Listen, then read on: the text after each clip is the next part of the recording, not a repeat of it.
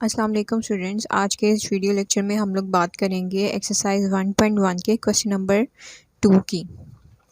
Question number 2 को solve करने के लिए सबसे पहले आपको प्रॉपर्टीज़ याद करनी पड़ेंगी, रियल नंबर की इक्वालिटी की प्रॉपर्टीज़, जो कि हमने लेक्चर नंबर 4 में बहुत डिटेल से डिस्कस की थी। जब आपको वो वाली प्रॉपर्टीज़ बहुत अच्छे से याद हो जाएंगी ना, तो आपके लिए ये क्वेश्चन बहुत ज़्यादा ईजी हो जाएगा। अब मैंने पहला क्वेश्चन लिखा है 4 + 9 = 9 + 4। तो अगर हम उस लेक्चर को देखें तो हमने वहाँ पर एक प्रॉपर्टी पढ़ी थी, कॉम्यूटेटिव प्रॉपर्टी। और कॉम्यूटेटिव प्रॉपर्टी हमें क्या कह रही थी कि अगर ए और बी कोई से दो नंबर्स हों जो कि बिलोंग कर रहे हो रियल नंबर्स में से, तो जो ए है उसको बी में ऐड करवाएं तो उसका आंसर वही आएगा जो कि बी को ए में ऐड करवाने से आया था। तो अगर हम देखें कि 4 को अगर हम ए ले लें और 9 को बी ले लें, तो क्या हमारे पास ये प्रॉपर्टी होल्ड नहीं करती? तो हमारे ये किसके इक्वल है? Commutative property for addition. यहाँ यानी कि इस क्वेश्चन में कौन सी प्रॉपर्टी होल्ड कर रही है? Commutative law for addition.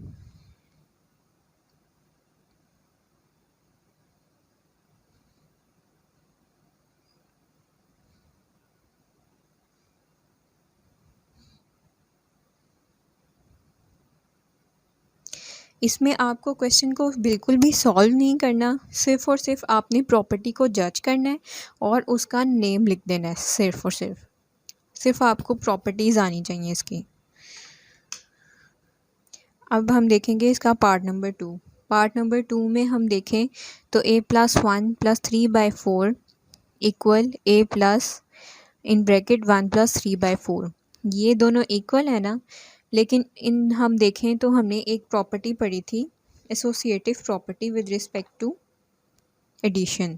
और वो हमें क्या कहती थी कि अगर ए बी और सी बिलोंग कर रहे हो रियल नंबर्स में से, तो जो अगर हम ए को ऐड करा दें बी + सी के एडिशन में, तो वो इक्वल होगा अगर हम ए + बी के एडिशन में सी को प्लस करवा दें।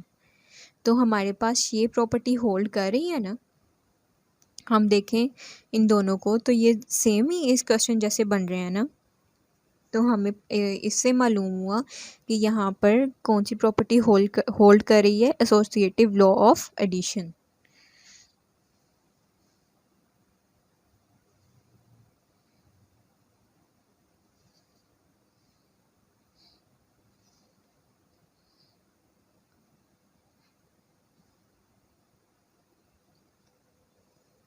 अब इसका पार्ट नंबर 3 आप देखें तो इसमें भी 3 वैल्यूज़ हैं और 2 इन ब्रैकेट हैं और यहाँ भी 2 इन ब्रैकेट हैं।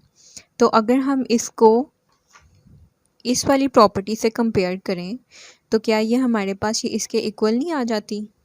ये देखें, 2 वैल्यूज़ का जो एडिशन है वो तीसरी वैल्यू, और इधर एक वैल्यू का एडिशन और 2 दूसरी वैल्यूज़, यानी कि दोनों की वैल्यूज़ तो बराबर है ना, सिर्फ उनमें ब्रैकेट्स का ही डिफरेंट आ रहा है और साइंस भी दरमियान में बिल्कुल सेम है।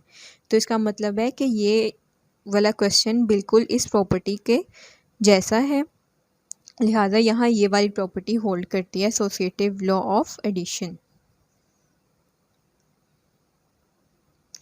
Associative law of addition.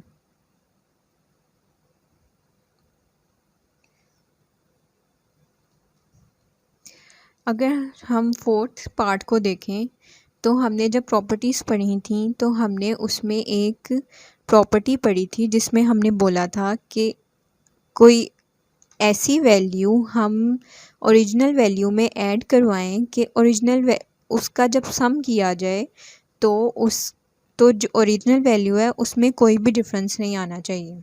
तो वो प्रॉपर्टी हमने कहा क्या पढ़ी थी कि अगर ए में हम लोग कोई ऐसी वैल्यू ऐड करवा दें कि हमारे पास दोबारा ए ही आ जाए, तो हम इसमें क्या ऐड करवाते थे? ज़ीरो। तो ज़ीरो क्या था हमारे पास? Additive identity. तो इसी तरह हमने 100 को सपोज कर लें कि ये ए है, तो ए में ज़ीरो ऐड करवाने से हमारे पास दोबारा ए ही आ गया ना। तो इसका मतलब यहाँ कौन सी प्रॉपर्टी होल्ड कर रही है? Additive identity. Additive identity. अब इसका पार्ट नंबर 5 जब हम देखते हैं तो हमारे पास क्या है कि 1000 को हमने 1 से मल्टीप्लाई किया तो हमारे पास दोबारा 1000 आ गया।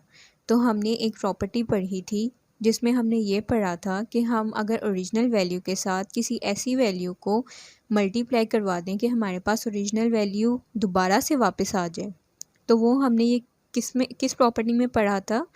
मल्टीप्लिकेटिव आइडेंटिटी में। मल्टीप्लिकेटिव आइडेंटिटी में हमने क्या पढ़ा था कि हम ए के साथ कौन सी ऐसी वैल्यू को मल्टीप्लाई करवाएं कि हमारे पास दोबारा से ए ही आ जाए। तो ए के को 1 के साथ ही मल्टीप्लाई करवा के दोबारा ए आ सकता था ना। तो इसी तरह हमें मालूम हुआ कि यहाँ पर कौन सी प्रॉपर्टी होल्ड कर रही है? Multiplicative identity.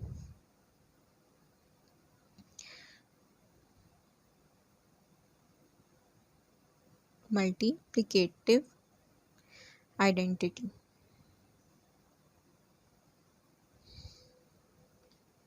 अब हम इसका क्वेश्चन नंबर 6 देखें तो वो क्या है? 4+4.1 प्लस -4.1 इक्वल 0। तो इस क्वेश्चन में हम देखें तो इन दोनों का आंसर क्या आ रहा है? 0। तो हमने एक प्रॉपर्टी पढ़ी थी जिसमें हमने पढ़ा था कि हम एक वैल्यू लें और उसमें कोई ऐसी वैल्यू ऐड करवा दें कि हमारे पास एक एडिटिव आइडेंटिटी आ जाए। और एडिटिव आइडेंटिटी हमने किसे बोला था? 0 को। तो अब देखें हम 4.1 में ऐड करवाया हमने -4.1 तो हमारे पास 0 आया। इसका मतलब कि हम -4.1 को ऐड करवाने से, यानी कि जो ओरिजिनल वैल्यू है उसी के इन्वर्स को ऐड करवाने से हमारे पास आया 0। तो ये हमारे पास कौन सी प्रॉपर्टी बनी? एडिटिव इन्वर्स की।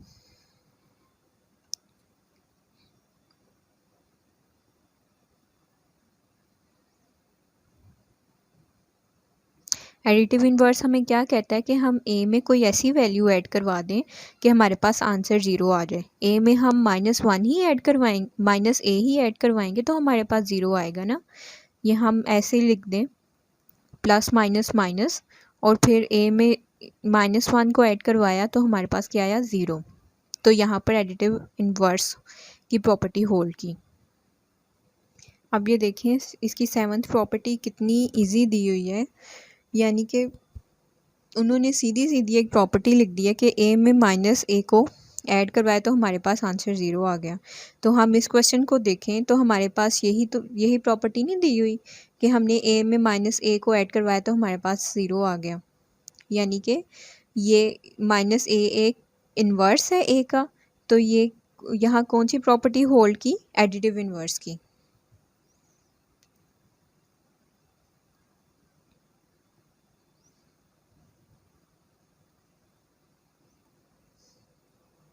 अब देखते हैं इसका पार्ट नंबर 8। पार्ट नंबर 8 क्या हमें कहता है कि √2 को मल्टीप्लाई कराएं √5 से तो आंसर जो है वो इक्वल होगा √5 को मल्टीप्लाई करवाएं तो √2 से जो मल्टीप्लाई करवा के आता है उसके।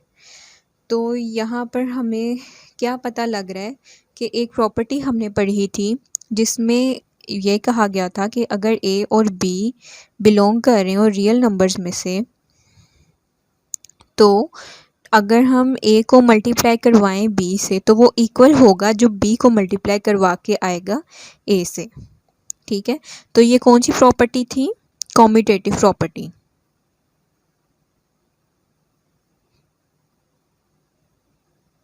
प्रॉपर्टी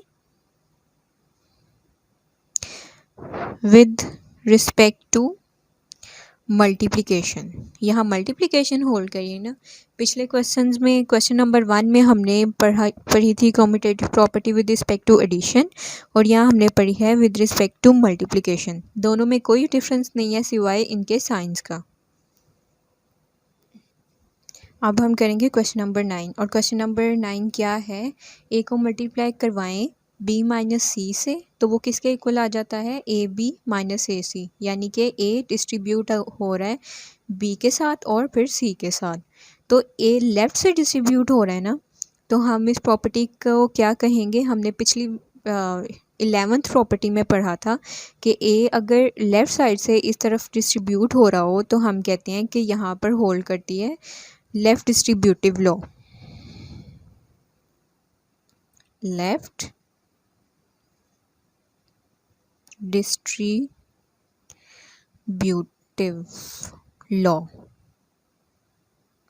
अब इसी तरह अगर ए राइट साइड पे होता और फिर वो मल्टीप्लाई हो रहा होता अंदर वाली वैल्यू से, तो हम उसे कहते राइट डिस्ट्रीब्यूटिव लॉ। और जो नेक्स्ट क्वेश्चन है वो यही है कि वो राइट से डिस्ट्रीब्यूट हो रहा है, इस वजह से हम उसे कहते हैं कि वो राइट डिस्ट्रीब्यूटिव लॉ। यहाँ पर देखें z जो है वो राइट साइड से अंदर वाली वैल्यूज़ के साथ डिस्ट्रीब्यूट हो रहा है, तो हमारे पास आंसर आ रहा है XZ माइनस YZ। तो इस प्रॉपर्टी को हम क्या नाम देंगे, राइट डिस्ट्रीब्यूटिव लॉ। अब जो नेक्स्ट हमारा पार्ट है 11th पार्ट, वो क्या है कि 4 को मल्टीप्लाई करवा रहे हैं हम इन ब्रैकेट 5 मल्टीप्लाई बाय 8 से, और इन ब्रैकेट 4 मल्टीप्लाई 5 को मल्टीप्लाई करवा रहे हैं हम 8 से। तो जिस तरह हमने पीछे पढ़ा था कि एडिशन जैसे associative law with respect to addition hold करा था, बिल्कुल सेम यही कंडीशन है यहाँ पर, बस दरमियान में हमारे पास कौन से साइंस हैं, मल्टीप्लाई के। तो इसका मतलब है कि यहाँ पर कौन सी प्रॉपर्टी होल्ड कर रही है, associative law with respect to multiplication.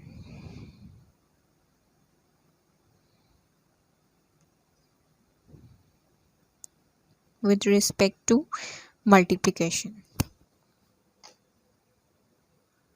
अब पार्ट नंबर 12 को देखें तो यहाँ पर हम देखते हैं कि ए जो है वो लेफ़्ट साइड से अंदर वाली सारी वैल्यूज़ के साथ मल्टीप्लाई हो रहा है, और हमारे पास आंसर आ रहा है A B plus A C minus A D, यानी कि ए को बी से लेफ़्ट साइड से मल्टीप्लाई करवाया, प्लस ए को सी से लेफ़्ट साइड से मल्टीप्लाई करवाया, माइनस ए को डी से लेफ़्ट साइड से मल्टीप्लाई करवाया।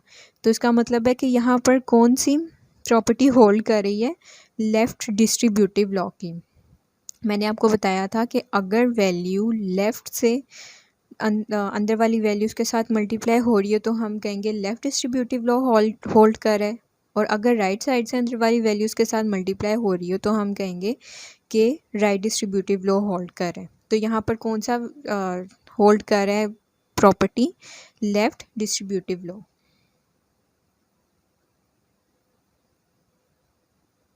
Distributive law. तो यहाँ तक था हमारा क्वेश्चन नंबर 2। अब ये क्वेश्चन आप तभी सॉल्व कर सकते हैं जब आपको इक्वालिटी की सारी प्रॉपर्टीज़ आती हों, और उसका लिंक मैं डिस्क्रिप्शन बॉक्स में भी डाल दूँगी। हमारे पास लेक्चर नंबर जो 4 था उसमें हमने इक्वालिटी की प्रॉपर्टीज़ को पढ़ा था, लिंक मैं डिस्क्रिप्शन बॉक्स में डाल दूँगी। इसके अलावा आपकी कोई भी क्यूरीज़, कोई भी क्वेश्चंस हों तो आप मुझसे पूछ सकते हैं कमेंट्स बॉक्स में। Thank you.